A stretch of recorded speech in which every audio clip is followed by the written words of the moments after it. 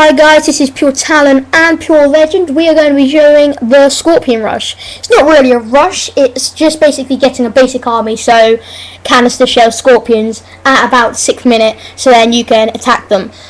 This attack works on like all characters, so you can use it on UNSC or Covenant. You have to buy reactor first and then a second reactor, and you go around looking for supplies to get your another 50 to get your supply pad. This way is a fast and effective way. Obviously we are on an Xbox Live game, so we're on 1v1 against someone we don't know, so this could go either way really, but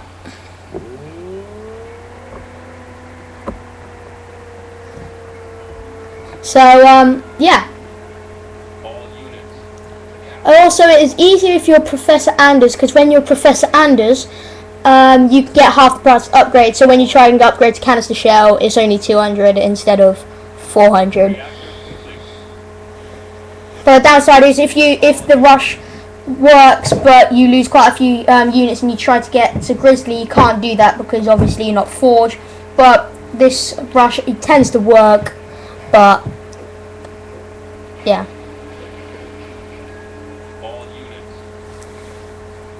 My friend is just getting supplies, tons of it, of the supply crates, because he bought 2 reactors at the start because it's faster, and he's getting his first supply pad now.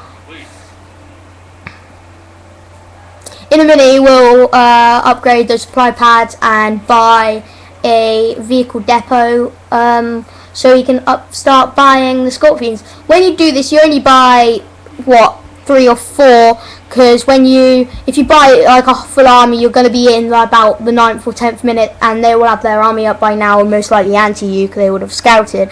So if you have this, you'll get your army up by 6th or 5th minute, which is what we usually do. You can pretty much attack them and get them straight away without them getting a unit. This is basically the whole concept of this. Is my friend was online, Pure Legend, and he was against Brigadier, and this Brigadier rushed him with Scorpions about 3rd minute with 2 of them. So he thought, well, we might as well just get a basic and quick army, a basic and strong army, and just attack in an early minute when you'll most likely win. So that's how we've been doing it, and we've been doing it so far, and it works in 1v1s, 2v2s, 3v3, so on. It's really good strategy. It works with Hornets, but not as well because they're not a strong unit. It doesn't really work with main infantry because we've obviously got a different rush for that, which we'll show in a later video. But when you do it with Marines, it's not as good, but it works better because you can use Map Blast and so forth.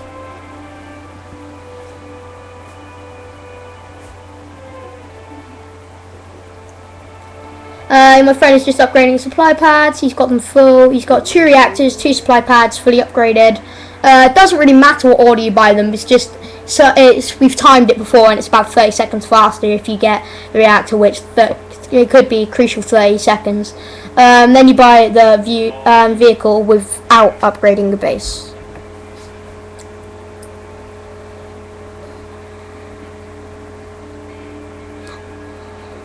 As my friend is doing, he's constantly looking around for supplies of supply crates.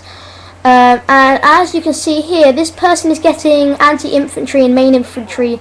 Looks like he's rushing from an elephant of some sort. So by then we will have a Scorpion out there, which will absolutely smack his little bum.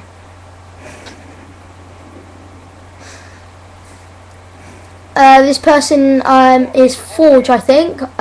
So he most likely will later on in the game upgrade to Grizzly, but it won't get later on in the game because we will get our rush in and beat them. Also, when you use Scorpions, it's quite a good counter rush because as you can see, they're getting flamethrowers, which are good base killers, and they're anti-infantry, and he's getting main infantry. And Scorpions, as you guys should know, is infantry, because it goes infantry beats air, air beats vehicle, vehicle beats infantry. So as we've got vehicle, Scorpions, they beat infantry. So hopefully we're on a good one. Their unit should be coming any second now around the corner, unless they're doing it to collect bases, which would be rather annoying, because I do want some action soon.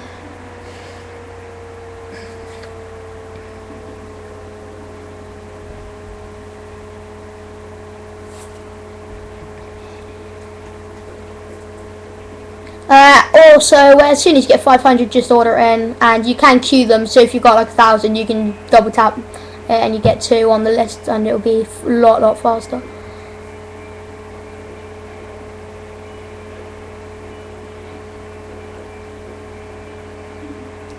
As you can see, that person got 34 points, meaning that he's most likely killed one of the rebel bases, because you get between 20 and 40 points when you kill a rebel base, which gives us a good indicator to know where he's got and if he's got a base. So on our way to our rush, we'll most likely go to that rebel first and then go straight to his main base, because if we go kill the rebel, go back to our base, there's no point. Because he will most likely have an anti. So we are going over now to kill those rebel bases that he most likely has got. So he's got this one, like we thought. So we're just going to smash the smithereens out of it.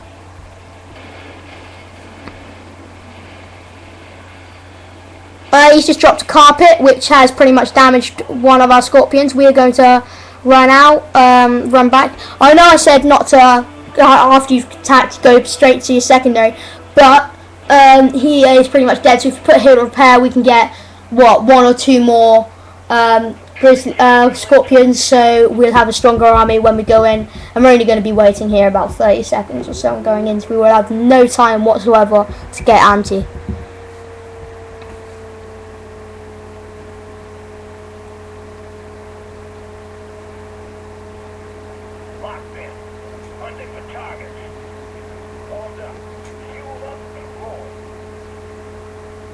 Just moving our other units out of the circle so you can heal one particular scorpion faster instead of healing them all slowly. So we're going in for the, well, counter as it were, to kill the main base and hopefully get a victory out of it.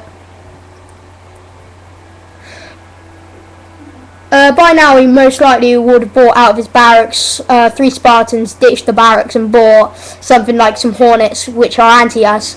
But no, he hasn't actually, surprisingly enough. He's just keeping going main infantry, which is a bit stupid because we're anti them. So first of all, when we're going into the attack, we will take out the barracks, because the barracks is where he's training out. So if you kill them, if you kill the barracks, it will be, he won't train. And as you can see, there's a blue siren going on telling us that he is training something out of it. There the Marine team was training out of it, and kaboom, he's dead. So now we're going to go to the back of his base to see if we can take out something important like reactors or something, so we stop him from buying an air pad or something like that to stop him from killing us. Most likely from the looks of this, we've got a plain simple army, and we're doing well against his units, so hopefully we might get a good outcome from this. Obviously with their flamethrowers, they're close range guns, so if you keep dodging, so moving your flamethrowers, and you stop them from doing. If you put main flag at that base, when you have a unit trained, it will go instantly to that point, like my friend's just done. That is double tap left stick.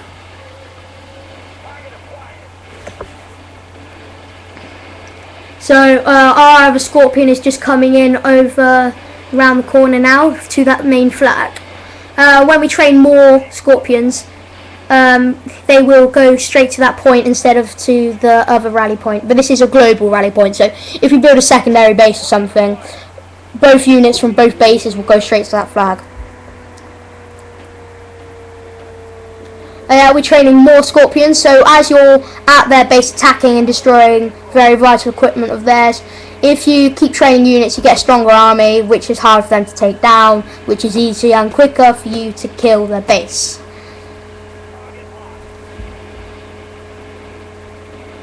Also in this video, we haven't really bothered upgrading them, but if you want to add a little sneaky upgrade, that would work quite well actually, because Canister Shell does quite a bit to poor bases like this.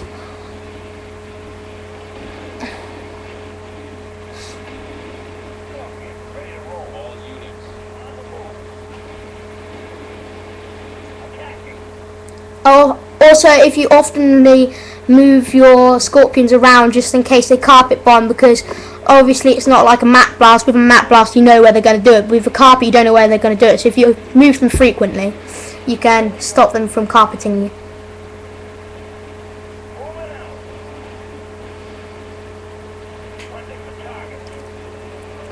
And there we go, we've just shot the main base down. Hopefully they're defeated, but we're just going off to see the rebels, see if they've got overtaken a rebels base. Also, yeah, here they've got second reactors and stuff like that. They've got scorpions also, which is a bit silly. So if something like this happens and they've got more units of your unit, you could always destroy your vehicle and then buy an air pad to counter them or something like that. But we're just going to stick with it because we've got far more units than them, so we're going to be doing far more better.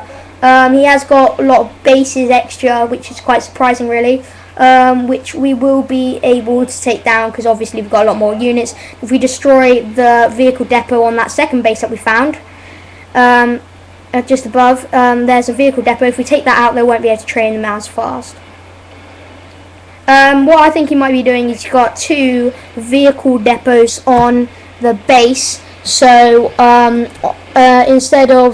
so you can train them, do upgrades on one and then train from the other. It's another newbie strategy to get your units out faster, but in hindsight it's not faster really. Try to take out those scorpions. Obviously a scorpion came out of that base, so he's got a vehicle depot around the corner, so yeah, there we go. If we go around the back of his base, he will have a vehicle depot, and if we take that out, yep, the vehicle depot should be at the back. Yep, there it is. If we take that out now, we won't be able to train anything, so what we'll do is keep training from our base to destroy his main vital unit slots like reactors and vehicle depots. This isn't really a rush, as you can see we're in the 12th minute and so forth, but the strategy has worked. Get a basic simple army up by the 6th minute and you can make a good wealthy battle out of it, getting you several points which could rank you up vitally.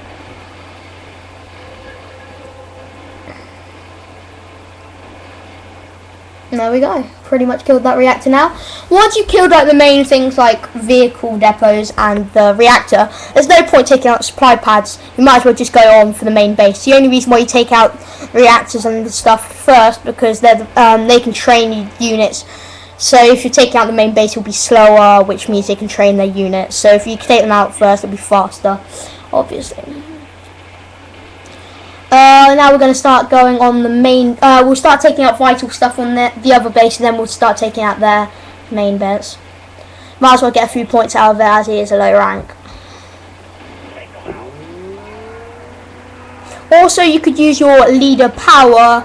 Obviously, you're not a prophet, so you're not going to be able to use a cleansing beam, but you can use carpets, cryos, and mat blasters. But he just resigned, so we got 15,000 points out of that from doing a 13-minute game. So please rate, comment, and subscribe. This is Pure Talent and I'm Pure Legend. Thank you for watching.